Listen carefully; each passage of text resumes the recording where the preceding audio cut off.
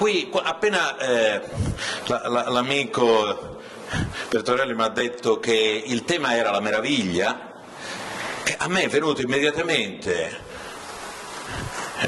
in mente quello che si chiama il principio di Amleto, ed è qui, in questo frammento che credo appunto è la quinta scena del primo atto, no? Sapete più o meno che molte delle letture dell'Amleto sono tantissime.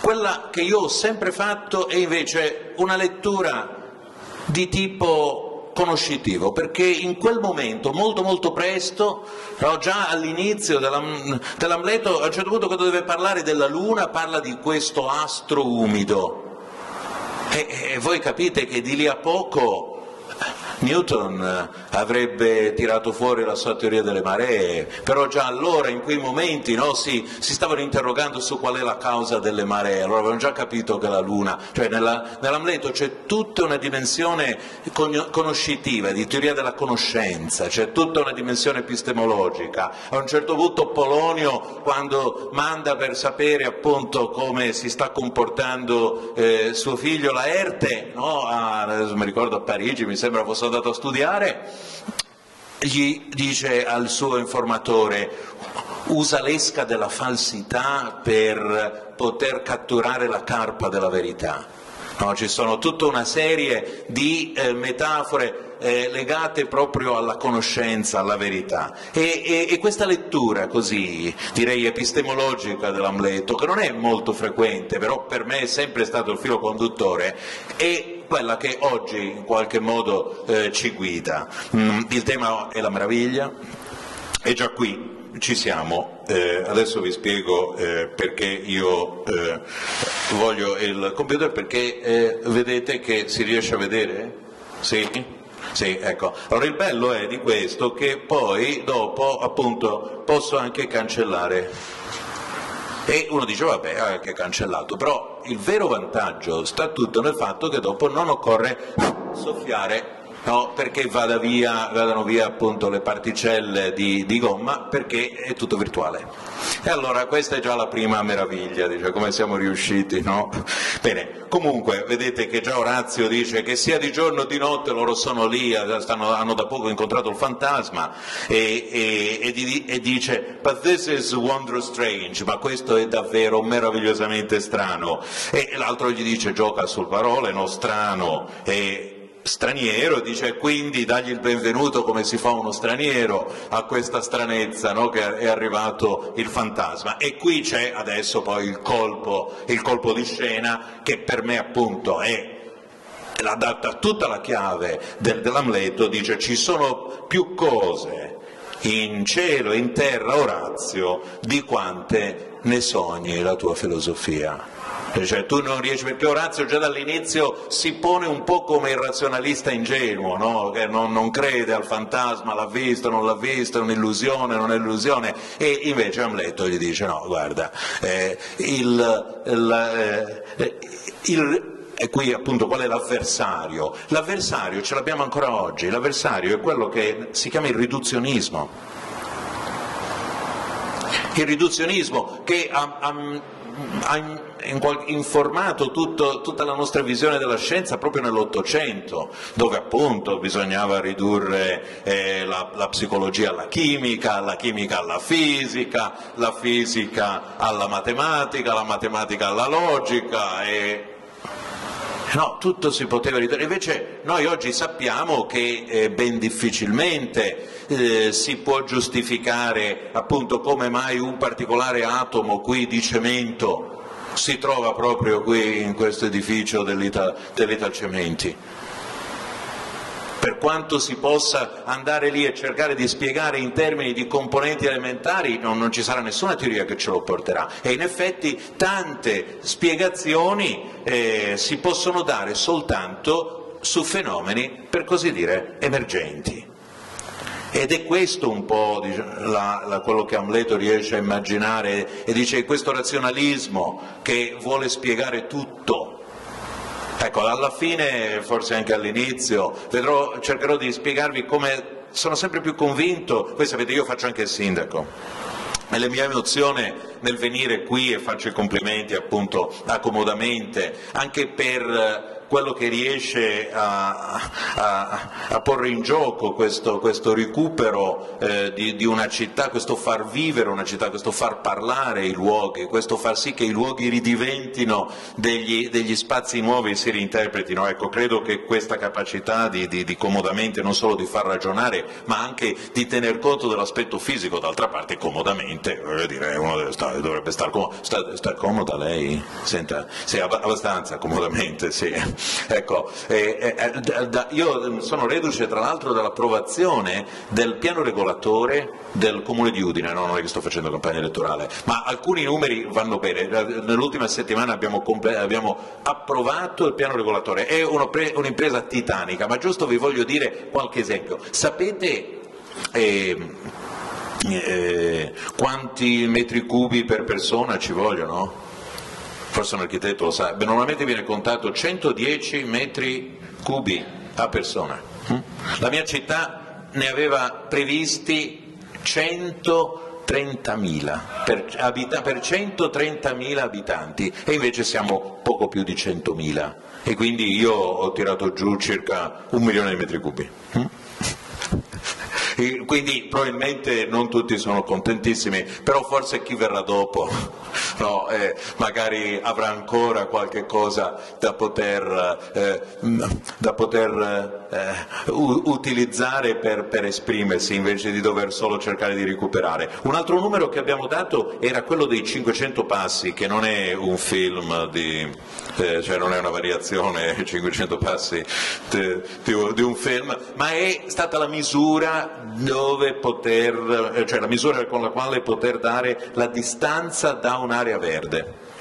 Comunque, insomma, abbiamo costruito davvero, forse perché io appunto sono un matematico, questo piano regolatore con certi principi abbastanza quantitativi e quindi sono abbastanza soddisfatto. Ma allora se mi vedete però un po' stanco è perché mi sono fatto tutta questa settimana oltre 600 osservazioni dopo l'adozione del piano, abbiamo finito i consigli comunali tutta la settimana, abbiamo iniziato alle 3 di pomeriggio, finito dopo la mezzanotte con soltanto mezz'ora di pausa per cercare di arrivare fino in fondo e ce l'abbiamo fatta, di questo sono molto lieto, però se mi vedete un po' stanco capite qual è il motivo. Ecco, venire qui, vedere Vittorio Veneto che cosa si fa mi rincuora, perché si vede che c'è un legame in questo nostro paese che pur ha tanti elementi di criticità in un momento così anche drammatico proprio per la recessione economica e in realtà si sente che a resistere non si è soli, ecco, c'è una resistenza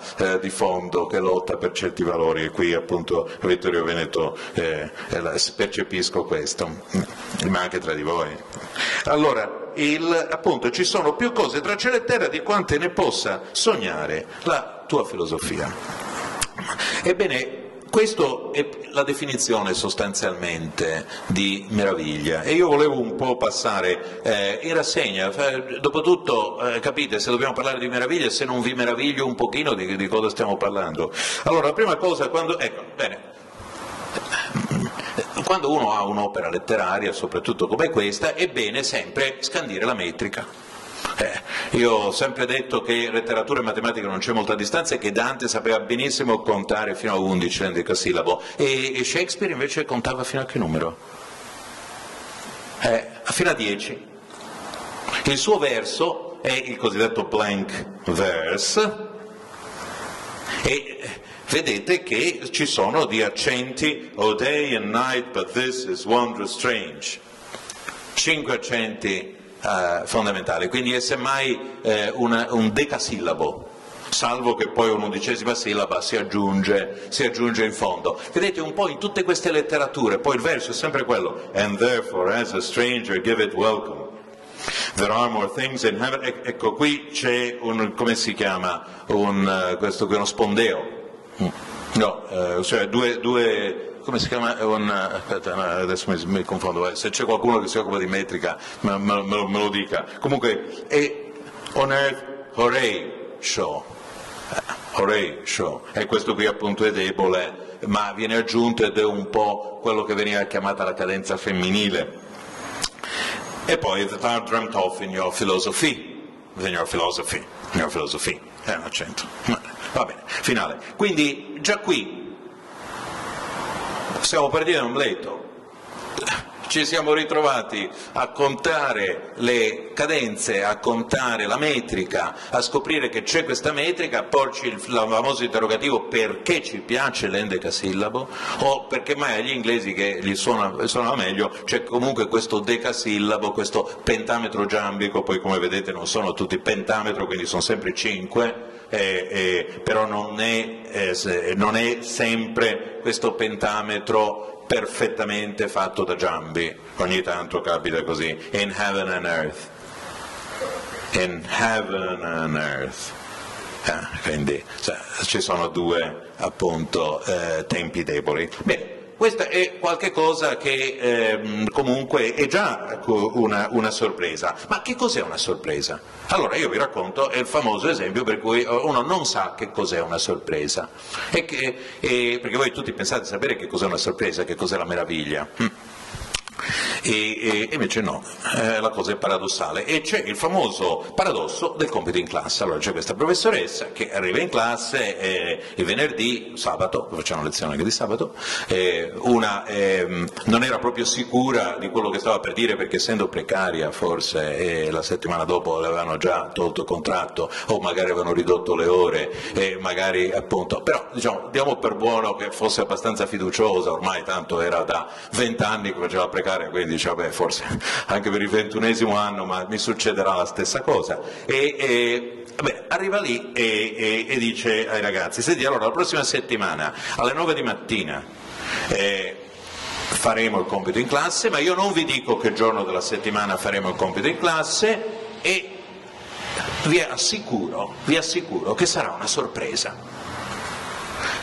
Allora tutti i ragazzi sono un po' preoccupati, perché insomma il compito in classe è sempre un po' impegnativo, però dopo un po' c'è Pierino, che per lui appunto, che dice ai suoi amici: però scusate, il compito in classe non lo può fare di sabato, perché se non l'ha fatto fino a venerdì, allora noi venerdì sera sappiamo già che è rimasto solo il giorno di sabato, e quindi siamo certi, perché dopotutto è vero che gli insegnanti appunto sono stati considerati assolutamente inutili, però un minimo di autorevolezza forse anche ce l'avranno, no? Quindi se dice che sarà una sorpresa, e sarà una sorpresa, e quindi dice certamente, quindi non lo può fare di sabato. Ah già, è vero, quindi non lo può fare, quindi è bene che studiamo all'inizio. Dopo un po' però anche l'amico di Pierino dice: sì, però scusa, ma allora non lo può fare nemmeno di venerdì, perché visto che di sabato non lo può fare, se giovedì sera non l'ha ancora fatto fino a giovedì,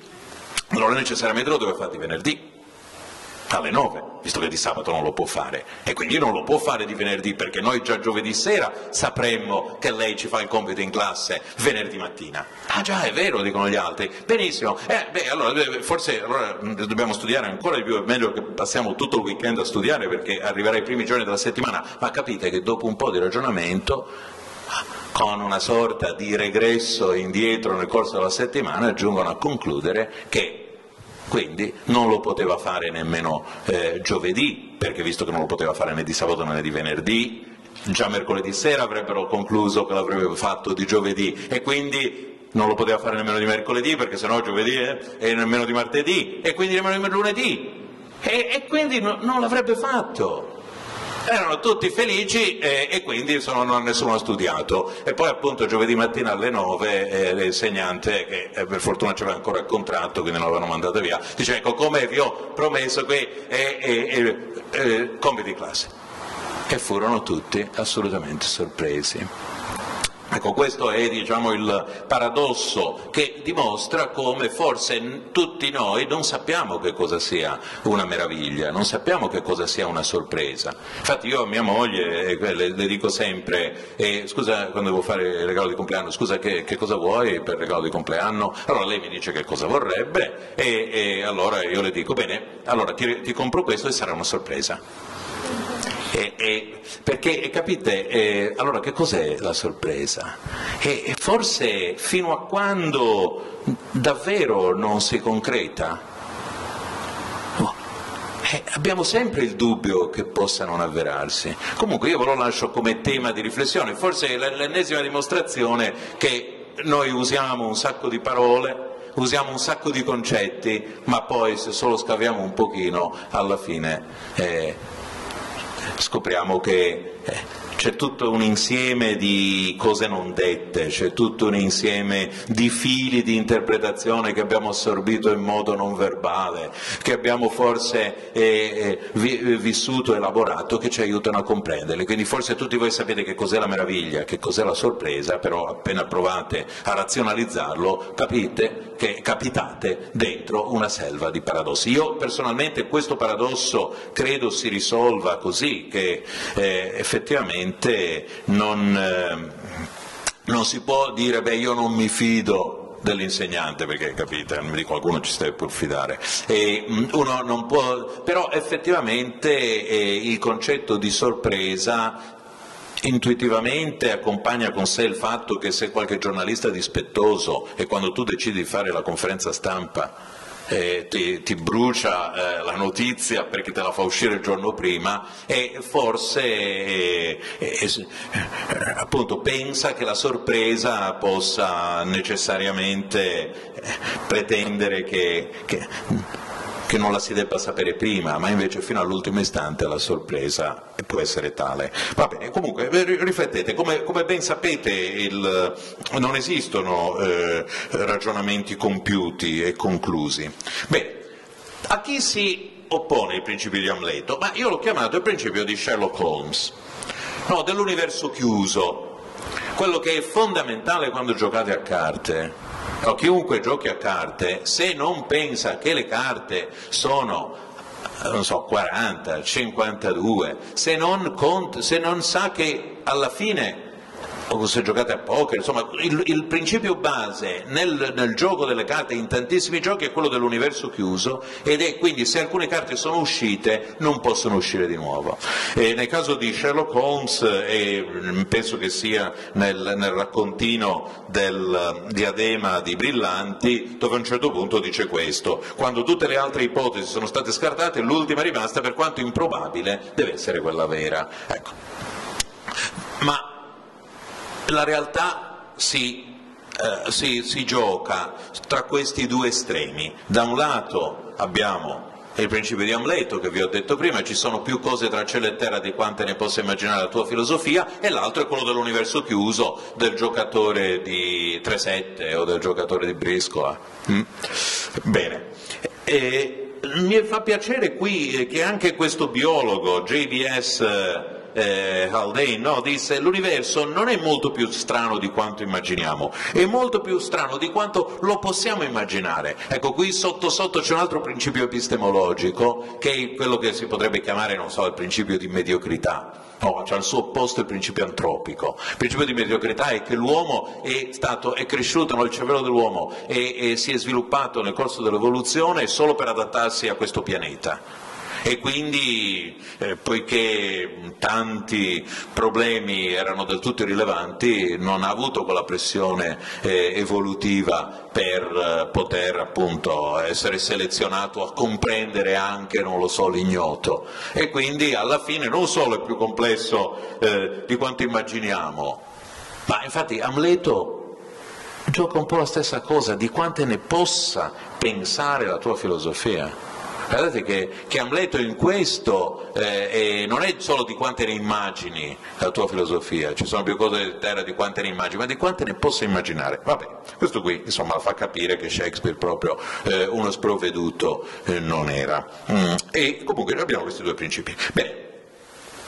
Beh, sì, io queste cose più o meno ve le ho già raccontate. Sì, non vorrei che uno pensasse che Amleto sia un antirazionalista. Ma c'è un aspetto ingenuo nel razionalismo di Orazio. Comunque vi invito tutti a ritornare a casa a leggervi l'Amleto, che tra l'altro è molto interessante da leggere, e a cercare tutte le metafore, tutti i riferimenti alla teoria della conoscenza. Vedrete che moltissimo c'è in Amleto che è legato proprio all'inizio, perché si sta facendo strada in quell'epoca proprio appunto quella grandissima conquista dell'umanità che possiamo paragonare solo alla conquista della democrazia. La democrazia è arrivata un po' prima, poi dopo forse ce la siamo dimenticata e non siamo mai riusciti a metterla in pratica, però certamente il metodo scientifico è arrivato solo dopo.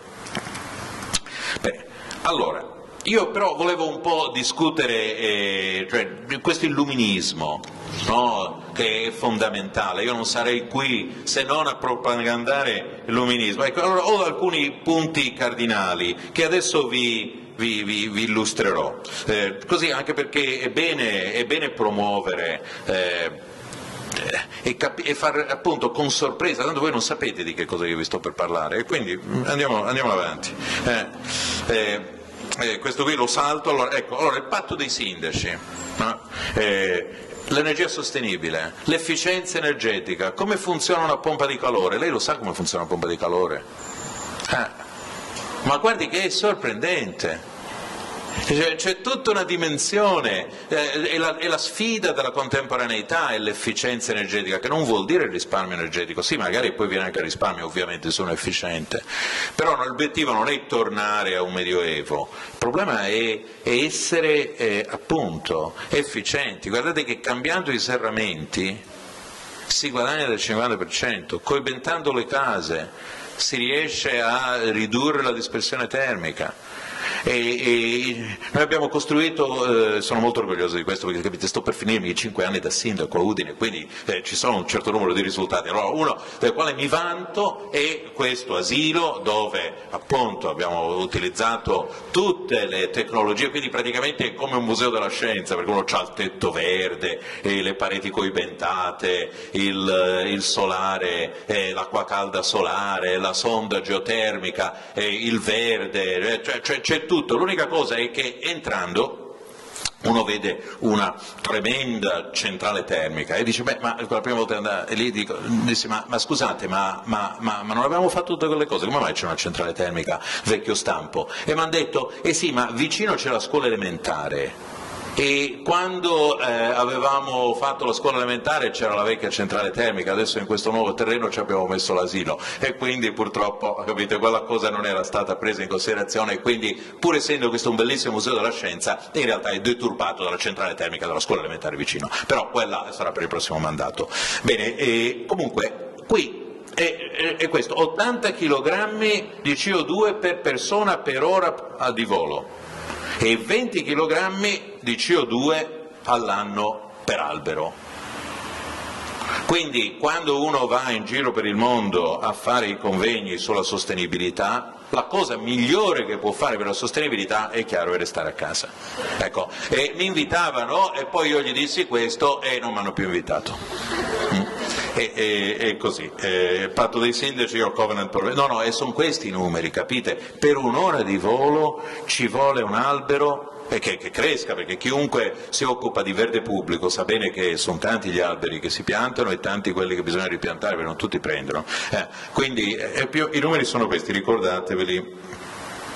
Bene, ecco, un altro aspetto importante della mia è promuovere gli stili di vita sani.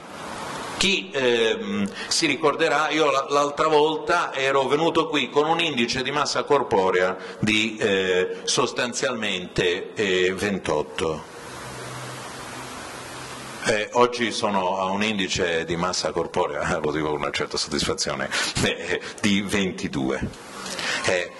Allora, la massa corporea si misura prendendo l'altezza al quadrato, prendendo il peso e dividendolo per l'altezza al quadrato. Il peso in chilogrammi, l'altezza al quadrato in metri. Se uno si trova ad avere un numero compreso tra 20 e 25 è ok. Se è sopra 25 è sovrappeso, se è sotto i 20 è sottopeso.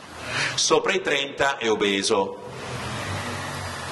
Io lo promuovevo sempre, questo, gli stili di vita sani, per svariati motivi, poi alla fine ho detto che dovevo essere coerente e pertanto diciamo, ho deciso diciamo, di perdere, di raggiungere questo obiettivo. Bene, guardate che la salute, promuovere la salute è una sorta di illuminismo della salute. Enlightenment vuol dire illuminismo.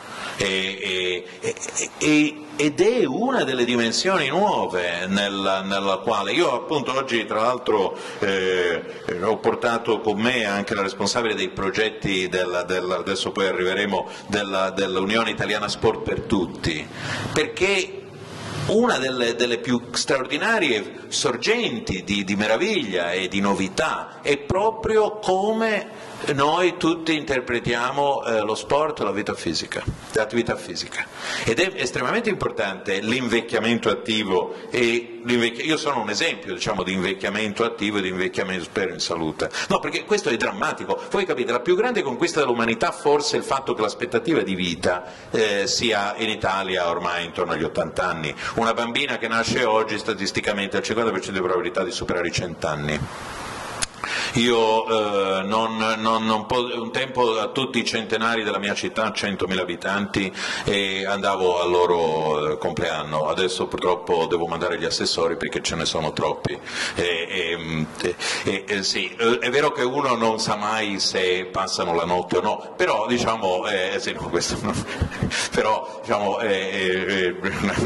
vabbè, parleremo di umorismo anche dopo, ma comunque però l'aspettativa di vita sana non cresce, anche nel nord Italia è sotto i 65 anni, voi capite? Questo non solo ha dei risvolti legati al sistema sanitario, ma questo ha soprattutto dei risvolti legati alla qualità della vita, quindi promuovere la salute, promuovere attraverso dei fatti assolutamente elementari. Qui appunto voi non è che vedete molto, ma insomma tra gli anziani avevo messo anche me stesso qui, sì, però sì, va bene, sì. Good health adds life to years, no? Quindi aggiunge anni alla vita.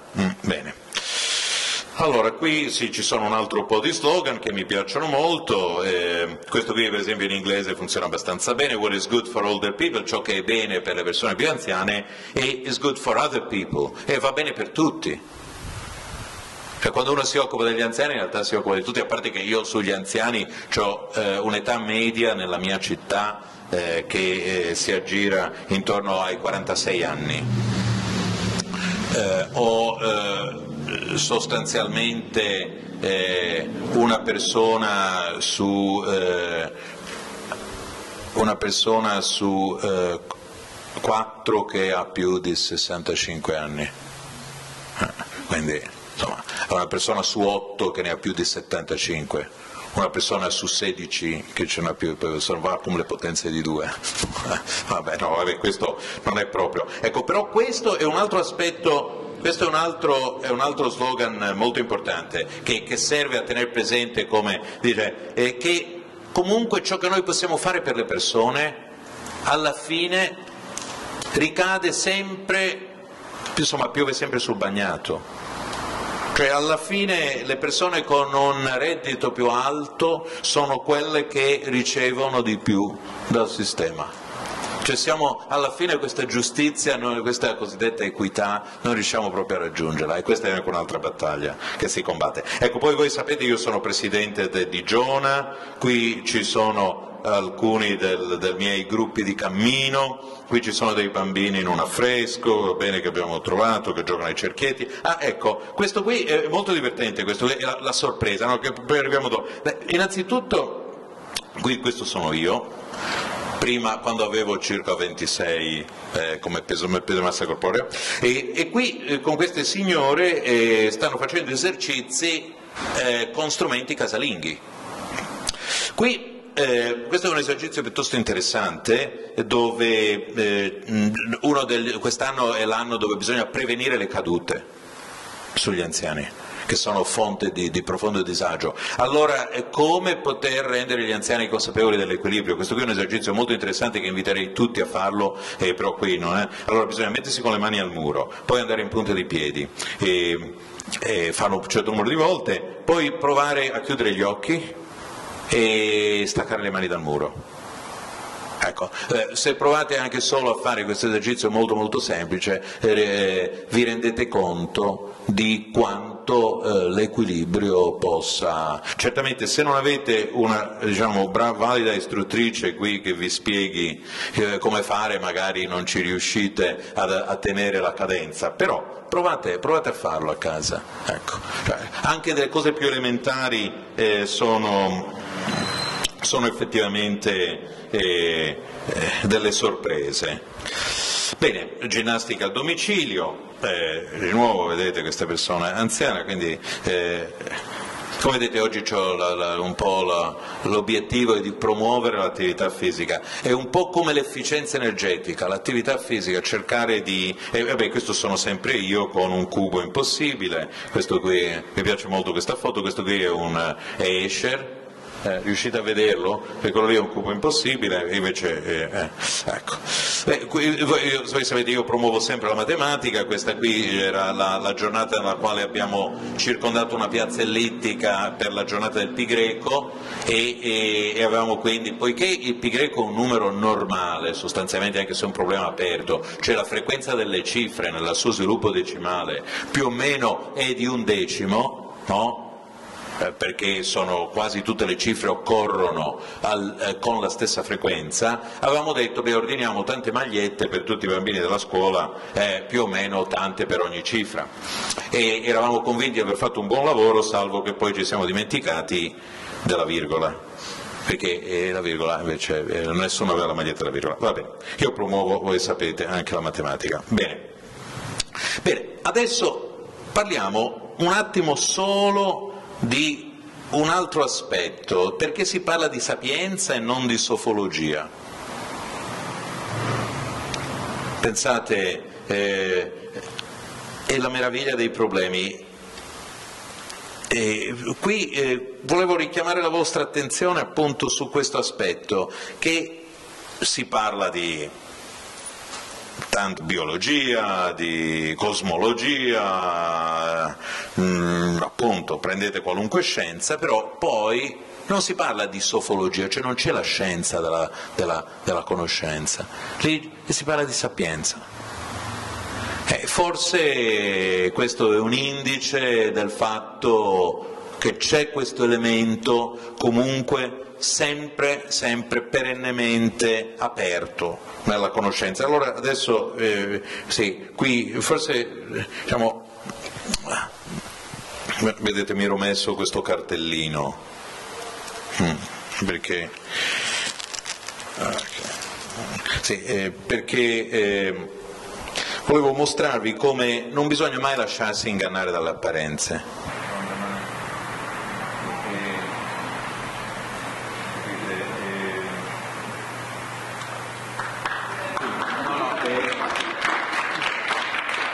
Sì, ecco, allora la domanda è perché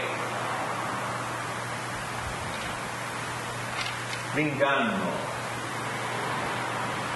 il trucco di prestigio, la conoscenza, come fa uno l'interpretazione scientifica non uso il microfono, perché mi hanno detto che se mi alzo in piedi non devo usare il microfono, e quindi io sono molto rigoroso, però se non mi sentite potrei anche usarlo.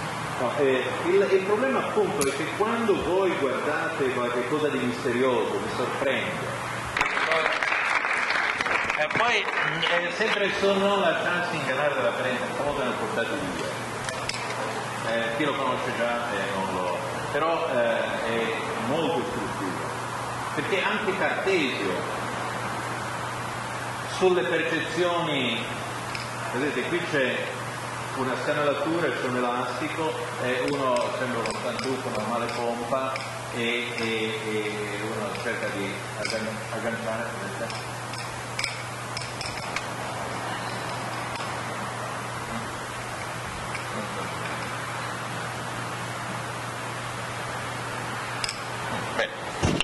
Bene, ecco, ne ho due.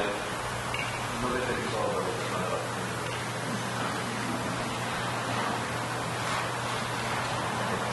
Bene, fatto questo abbiamo perché la sapienza non è supposta.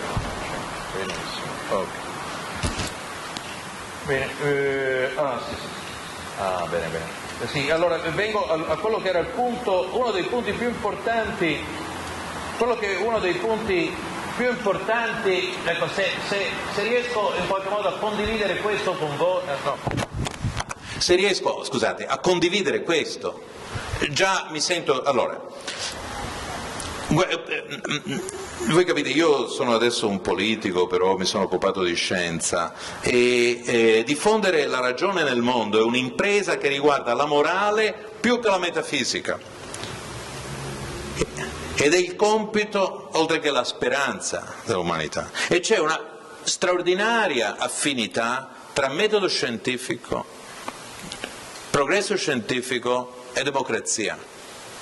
E adesso io vi spiego dove stanno le cose. Innanzitutto entrambe si basano sul pubblico dibattito.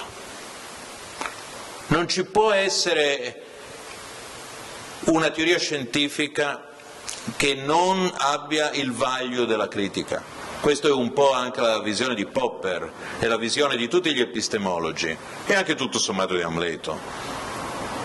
Esattamente come la democrazia nasce proprio da un luogo dove ci si confronta. E entrambe fanno avanzare piuttosto che rendere perfetto. L'obiettivo è un leggero progresso piuttosto che la perfezione. E un altro aspetto è che non è indispensabile eliminare tutte le posizioni in conflitto tranne una, né nella scienza. No, uno può avere teorie che in qualche modo entrambe vanno abbastanza bene, e anche tutto sommato nella democrazia. Uno dei problemi essenziali delle rivoluzioni che contrastano delle dittature o dei totalitarismi è che molto spesso, pensate solo, non so, alle grandi rivoluzioni, alla rivoluzione francese, no? Poi alla fine diventano dei bagni di sangue, ma perché appunto a un determinato sistema totalitario alla fine uno dice no, io voglio proporne un altro perfetto, quello non funzionava, io cerco la perfezione. E invece la forza della democrazia sta proprio esattamente come la forza della scienza, ed è questo il senso del progresso, avere questi passaggi incrementali dove l'obiettivo è promuovere ogni volta la giustizia un po' di più e un po' di più eliminare l'ingiustizia. Ed è questa la forza dell'umanità, ed è questo che l'umanità è riuscita a fare nella scienza, sostanzialmente a partire dall'epoca di Shakespeare, insomma, ai tempi di Galileo, insomma, in quella fase lì, ed è partito lo sviluppo della scienza, è partito lo sviluppo del progresso e anche tutto sommato della democrazia, così come la conosciamo oggi, anche se chiaramente è durissimo, bisogna lottare, bisogna difenderla, costantemente ce la mettono sotto attacco. Noi qui in Italia abbiamo avuto una ventina d'anni di una situazione dove sembrava che certi valori fossero ormai diventati superati, che vincesse appunto forme di individualismo furbo. Ecco, però in realtà non è stato così. Questi sono dei valori forti, dei valori profondi, però ecco, quello che vi voglio dire, la forza della scienza, del metodo scientifico, come esattamente perché la democrazia è meglio della dittatura, perché è meglio del totalitarismo. Non è come diceva forse anche De Gasperi, che è meglio contare le teste, mi sembra sia di De Gasperi, piuttosto che tagliarle. No? È meglio contarle, ma non è solo questo cinismo, è proprio il fatto che si può costruire su ciò, tutti danno un contributo, sui contributi passati, ed è questa un po' questa chiave che nasce appunto, ci vuole il pubblico dibattito, bisogna far progredire piuttosto che mirare subito alla perfezione. Questo non è, diciamo, una giustificazione del riformismo rispetto alle rivoluzioni, questo è proprio un tener presente che dall'avere una prospettiva eccessivamente perfezionista che in qualche modo presuppone appunto a modi di Sherlock Holmes di aver già capito quali sono le ipotesi. C'è tutta una dimensione di possibile sviluppo, di possibile progresso, no? La conoscenza, la famosa domanda, ma la conoscenza a un certo punto si esaurisce? L'avevamo già visto prima, no? Cioè, o progrediremo sempre nel capire di più? Appunto, questi sono i temi. Vabbè, ho detto questo, passiamo alla meraviglia. Sì, no, avevo detto non si può non parlare di meraviglia senza citare un pochino Eraclito. Allora, la natura ama nascondersi. Questa famosa frase di Eraclito che, frammento 126, capite, forse aveva già capito tutto, perché è nascosta. La confronto con nel Brihadaranyaka Upanishad, che avevo già citato anche l'altra volta, no, vedico, delle traduzioni italiane ma anche le traduzioni inglesi di Max Miller compare appunto al paragrafo 4: gli dei amano infatti le cose segrete, odiano le cose manifeste. Io ultimamente mi sono messo a studiare molto sanscrito e in realtà ho visto che tutto sommato la traduzione è molto più vicina a questo, che gli dei preferiscono non essere chiamati direttamente per nome.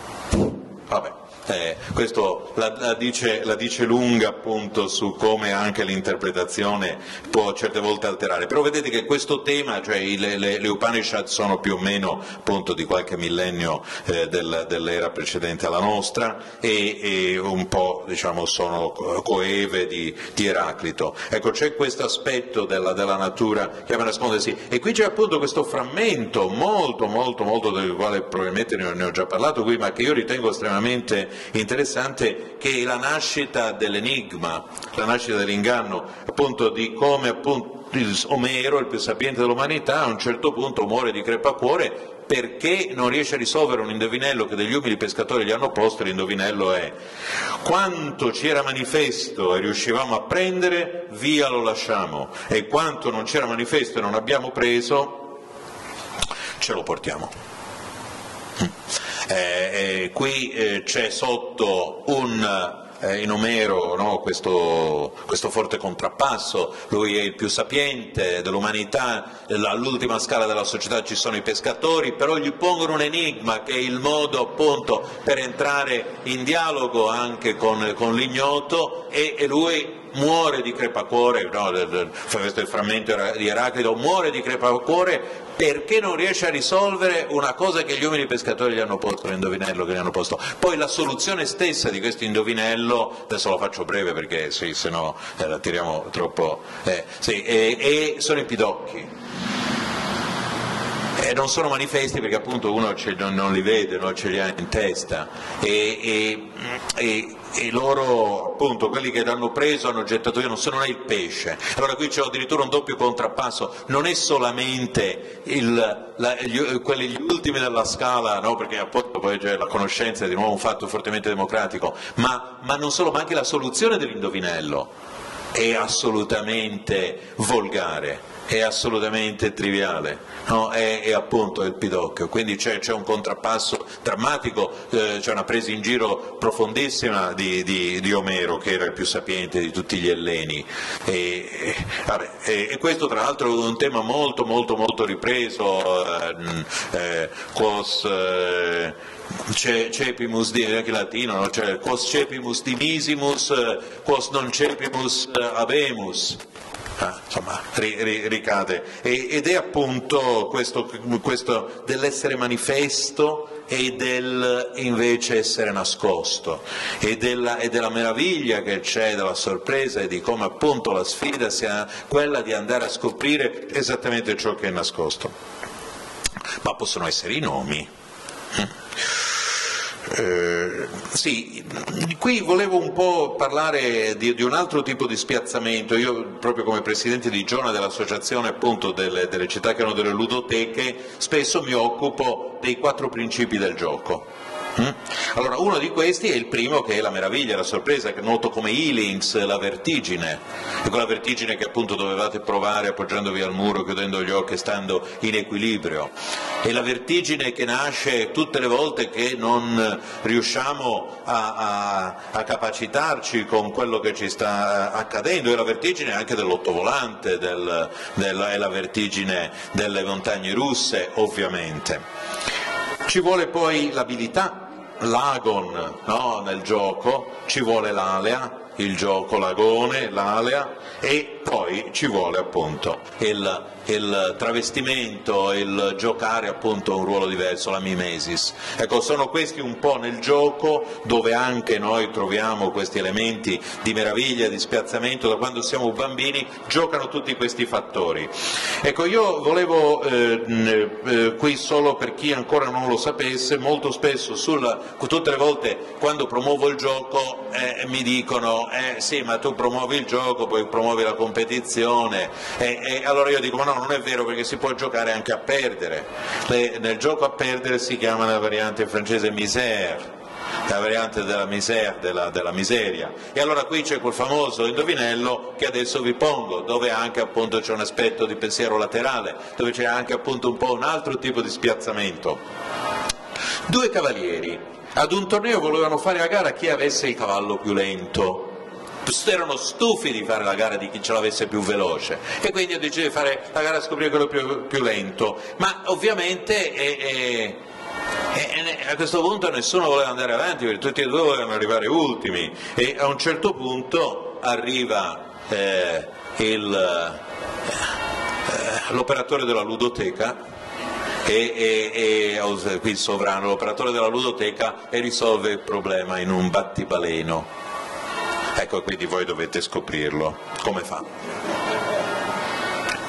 E no, perché il bello è proprio appunto, l'umorismo. Qui ve ne voglio citare alcuni. Allora, io sono stato dall'Organizzazione Mondiale della Sanità per qualche strano motivo, legato soprattutto al fatto che la mia città si occupa dell'invecchiamento attivo. Io, forse perché mi hanno visto che sono dimagrito, ho detto ma sì, mi sembra che questo come invecchiamento attivo vada bene, e quindi mi hanno più volte invitato a fare delle conferenze. Allora, una volta mi trovavo appunto a Copenaghen a fare una conferenza di lancio e non sapendo cosa fare gli ho raccontato un po' di barzellette sugli anziani, perché va sempre bene un po' di ironia, no? Un po' di autoironia,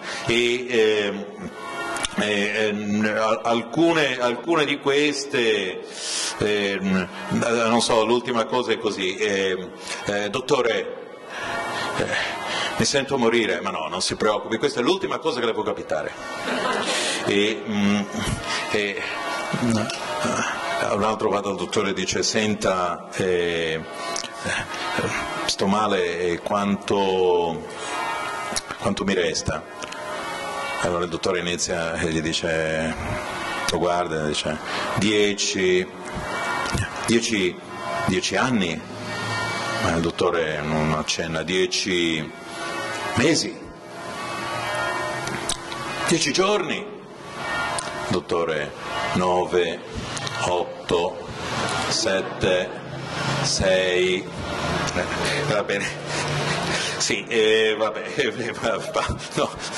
no, non ne faccio più, però tutto sommato è importante anche un po' di umorismo. Sulla matematica ce n'è alcune, no, tipicamente quella, cosa fa il matematico? Quello che quando vede una bella donna vede l'85% d'acqua, le conosco tutte. Tre scienziati, c'è il biologo, il matematico e il fisico, che stanno lì a guardare quello che succede, vedono una persona entrare in una casa e dopo un po' ne vedono uscire un'altra, dopo un po' ne vedono uscire un'altra ancora, e allora il fisico dice ma qui deve esserci un errore sperimentale. Il biologo dice no, guarda, quella che è entrata si è clonata, e quindi prima è uscita una e poi è uscita l'altra. Il matematico dice no, guardate, non possiamo giungere a conclusione così rapidamente. L'unica cosa che possiamo dire è che se entra un'altra persona adesso, allora in casa non c'è più nessuno. Ecco, quindi capite che il gioco, appunto, l'ironia mi sembra appunto che la barzelletta che più ha avuto successo sia quella, ma questo addirittura è un premio Nobel che avevo invitato, poi ho visto che è stato citato, dalla famosa barzelletta di quello che va in giro con un cane e l'altro dice ma che bel cane, vorrebbe fargli una carezza, dice ma morde, morde il suo cane, e l'altro dice no. Allora lui va lì per fare una carezza, gli sprana la mano, ma dice ma aveva detto che non mordeva, dice sì ma quello non è il mio cane. Questo Voi capite? Allora, che cos'è l'ironia? Cioè, l'ironia è l'intuizione materiale. No, questa è anche, penso che al numero uno nel mondo della barzelletta era venuta questa, che si chiama l'altra sponda. Allora, uno chiede a quello dall'altra parte del fiume, e gli dice, scusa, sai mica come riesco ad attraversare il fiume? C'è un ponte, una barca per raggiungere l'altra sponda del fiume? E quello dall'altra sponda del fiume gli dice, ma che ti serve? Sei già dall'altra parte. Bene, qui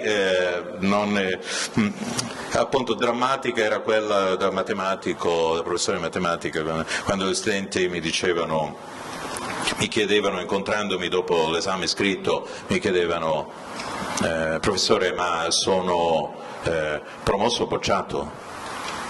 E io gli rispondevo sì. E quindi allora c'è questa percezione. Io spesso mi sono interrogato come mai uno capisce le barzellette, ma come mai si capiscono? Non c'è mica motivo per capirlo. È una sorpresa che ci si riesca a comunicare questo, è un mistero, non c'è nulla che possa giustificare. Infatti certe volte alcune barzellette non funzionano. No, da cui appunto la famosa battuta ride bene chi ride ultimo, e la risposta è no, ride ultimo chi ci arriva dopo. Ma non è solo un arrivarci perché quindi è più stupido, ma anzi potrebbe non avere quegli stessi strumenti cognitivi, potrebbe avere uno sfondo cognitivo completamente diverso, e questa è un po' per me è un po' così, mi ha sempre, anche perché c'è un'analogia tra la matematica e l'umorismo, perché entrambe si basano sulla reductio ad absurdum, no? Solo che per quanto riguarda l'umorismo è più reductio, cioè no, veramente scusate, è più absurdum, e per matematica è più reductio, però più o meno alla fine si dimostra sempre qualche cosa di reductio ad absurdum, e sono molti gli aspetti che legano le due cose. Una è la concisione, il fatto che non abbiano secondi fini. La matematica non ha secondi fini. Dice ho dimostrato questo teorema perché il prossimo anno ci sono le elezioni, allora sì. Oppure uno dice ma ecco no, uno lo fa, è la barzelletta, sì, di nuovo il motto di spirito, l'arguzia, guardate che c'è ovunque nell'arte. Non hanno secondi fini, sono economiche, anche la matematica è molto economica, non lo so, vabbè, qui ci sono i soliti aforismi che penso che siano sempre molto utili. A me piace sempre questo, no? Tutto ciò che prima era paradosso lo conferma ora questa nostra grande epoca, perché viviamo. Poi anche questo dice, un aforisma non deve necessariamente essere vero, ma deve superare la realtà. Va bene, questo è come sindaco, come rettore, questo ha sempre avuto, non mi perdonò mai tutto il bene che gli avevo fatto. Va bene, questo è di Flaiano, quindi bene. Poi io non capisco mai, ma mi fa sempre ridere questa: volere, potere, volare e potare. Forse perché c'era anche quello che diceva no, credere, obbedire, combattere, sì. Bene, l'enigma e la divinazione, tre giochi appunto. Ultimamente, prima ne avevamo già parlato, dell'aspetto dell'alea.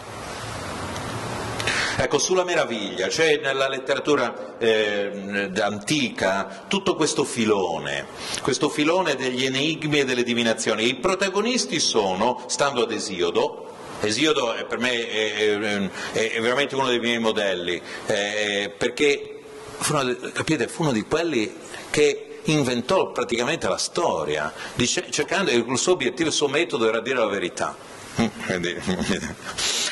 Bene, racconta come Calcante muore di nuovo di crepacuore, perché qui nell'antichità morivano tutti di crepacuore perché non riuscivano a risolvere indovinelli. No, è così. Cioè Calcante, che era responsabile della guerra di Troia, no?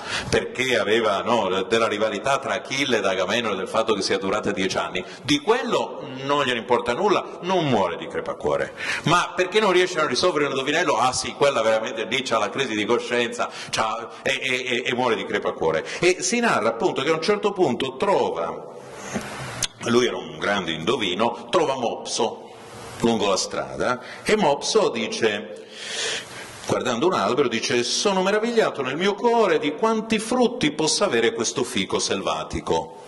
Tra l'altro prima mi hanno accompagnato lungo il fiume, c'erano un sacco di fichi selvatici lì, non so se avete visto, non so se siete stati a vedere queste bellissime installazioni, quelle con le micro panchine.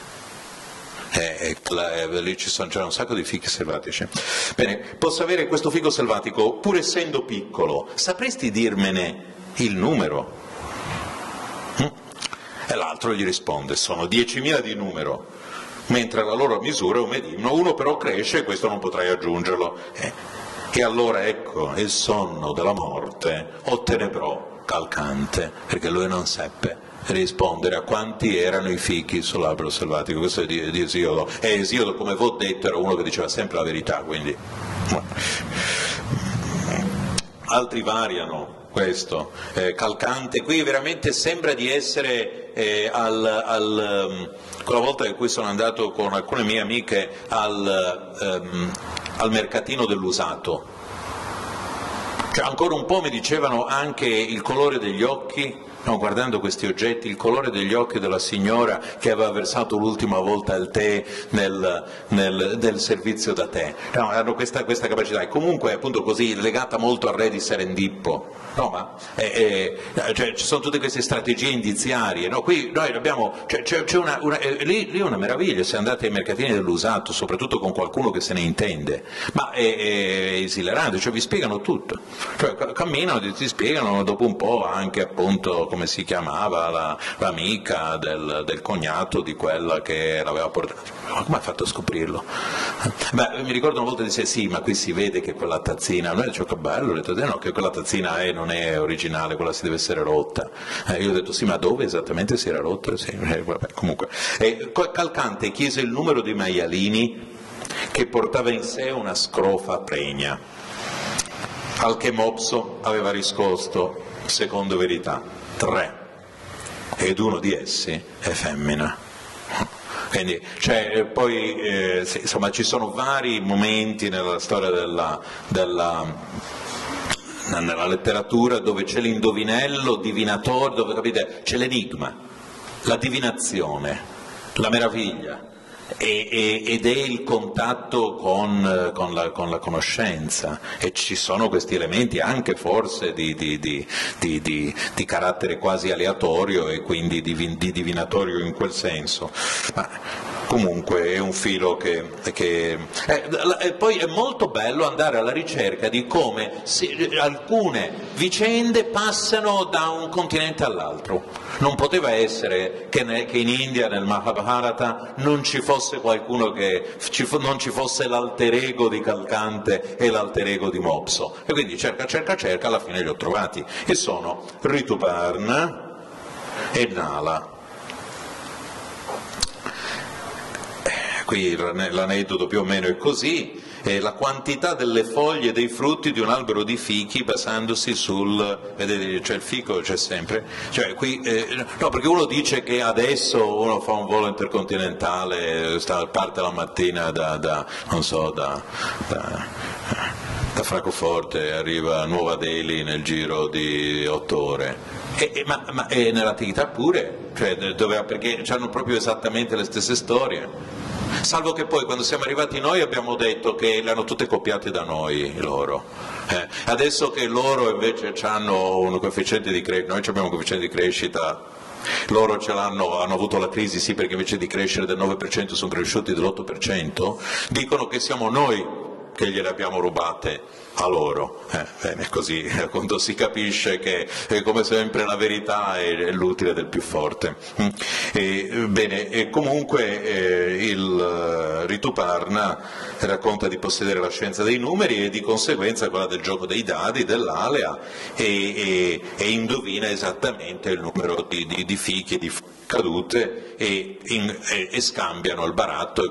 L'altro muore, però ecco, sono meno drammatici gli indiani perché attraverso questo baratto l'altro nala e invece di morire per effetto di ciò che ha preso da Rituparna di fatto si libera dell'incantesimo della dea Kali, quindi è un pochino più ottimistico mentre da noi, perché appunto in Grecia ecco, ci sono alcune cose che non ci sono veramente in India e questo non l'ho mai capito bene come mai, no? È la tragedia, cioè Edipo non poteva essere solo greco.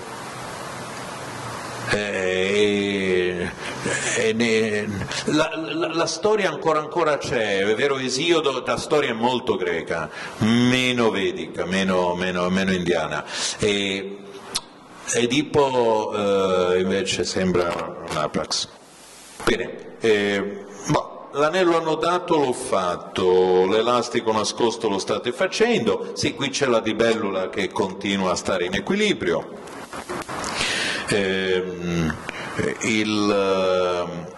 Sì, ecco, questo non c'entra assolutamente niente, però un minimo di sorpresa, la relatività generale. Una teoria molto complessa, uno dice ma sono utili o sono inutili le teorie così complesse? Ebbene, sono utili. Allora, un'applicazione della teoria della relatività generale, forse non la sapete, poi andate via, la sapete, quindi non avete imparato qualcosa stamattina da me. Spero quindi che non me ne vorrete troppo e sono i GPS, perché appunto ci vuole una tale precisione per il GPS del collegamento con il satellite che se uno non tenesse conto della curvatura derivante dalle masse che c'è nella comunicazione del segnale che va da noi che lo emettiamo al satellite, ai due satelliti, se non ci fosse questa precisione ottenuta appunto grazie proprio alle correzioni sulla curvatura, uno pensa che la luce si muove in linea retta, e non proprio, cioè i segnali possono anche un pochino essere curvati quando ci sono delle masse, no? Questa è un po' una delle conseguenze della relatività generale. Ecco, se uno non tiene conto di questi errori di curvatura, alla fine il GPS sbaglia. No, e quindi vedete che anche delle teorie che sembrano così remote di fatto poi comunque ricadono e hanno una ricaduta, hanno un impatto sulla nostra quotidianità, perché tutte le volte che uno dice ma come faccio ad arrivare a Serravalle? Dice dove sono? Allora se lo imposta sul suo cellulare e un po' scopre, ah sì, sono lì.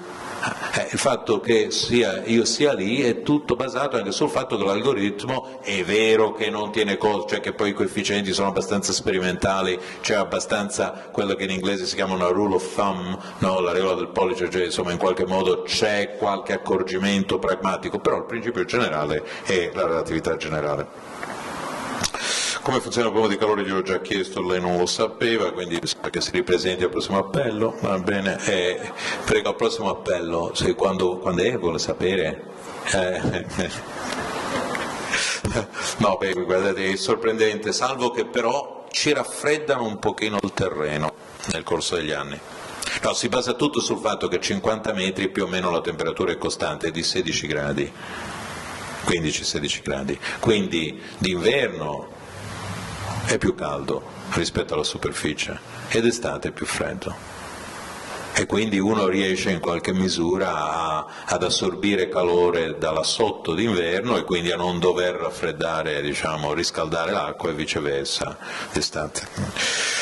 Bene, qui sì, sul baricentro vi avevo detto di quanto sono rimasto colpito da Archimede, che appunto si trova a immaginare alcuni secoli avanti Cristo il tema del baricentro, della leva, no? E qui appunto, forse vi avevo già parlato l'altro anno, non so, del famoso problema della corona di Gerone, ma questo è un esempio di buona applicazione, io credo, insomma, Archimede è stato purtroppo uno dei primi a dover subire il ricatto che hanno subito tutti gli scienziati che per essere finanziati devono lavorare per i militari. Lui lavorava per Gerone, pur essendo uno tra i più grandi matematici dell'umanità, doveva lavorare per Gerone per vivere. A un certo punto Gerone viene da lui e dice: a me sa che questi orofi mi hanno fregato con la corona, perché io gli ho dato quel peso d'oro e loro mi hanno portato sì una bella corona, ma a me sembra che mi abbiano fregato un po' d'oro e mi abbiano messo dell'argento. Dice: riesci mica a scoprire se gli devo tagliare la testa oppure no? Allora lui alla fine si prese anche la responsabilità di quella esecuzione capitale, perché scoprì che effettivamente parte dell'oro era stato sostituito con dell'argento, e Vitruvio narra che il motivo fu che l'argento ha un peso specifico minore rispetto all'oro, quindi ha un volume un pochino più grande. Archimede ovviamente non stava sempre in acqua, e allora tutte le sue cose, quindi infilò narra Vitruvio che prese la corona, la mise nel recipiente, vide dove era salito il livello, poiché appunto la corona con un po' d'argento aveva un volume maggiore, notò che il livello saliva di più con la corona che non quando si metteva al posto della corona una quantità di oro dell'ugual peso. Ma nessuno però ha creduto a Vitruvio, perché la differenza è impercettibile. Non avrebbe potuto avere degli strumenti, c'era bisogno di qualche cosa che amplificasse questa differenza di volume, e per tanti secoli ci si sono cimentati finché arriva Galileo che dice che, appunto, che risale, e poi tutto si lega, perché Archimede è quello della leva, è quello del baricentro, quello i baricentri di tutte, delle leve, no, è quello della leva, e quindi appunto c'è una bilancia idrostatica.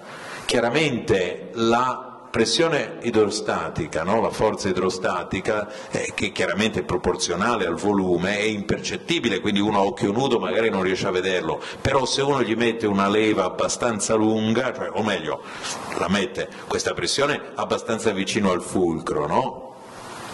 E la leva sufficientemente, in questo caso lungo, riesce a vedere amplificata la cosa, oppure ci mette il contrappeso, adesso non sappiamo esattamente come fece mi fa venire in mente questo. Sì, un'altra cosa molto bella del baricentro è che il baricentro è come nel saltatore con l'asta, no, se voi fate il conto del salto con l'asta, vedete che un saltatore con l'asta salta più in alto di quanto, se uno risolve l'equazione che è un mezzo mv quadro è uguale a mgh, cioè l'energia cinetica è uguale all'energia potenziale, se lo risolve in h per vedere quant'è il massima energia potenziale che può avere una determinata rincorsa, anche se ci mette la velocità di Bolt, comunque arriva ad un'altezza inferiore, perché Bolt è anche pesante, insomma, quindi insomma è vero che va veloce, però mgh ha voglia di tirarlo su,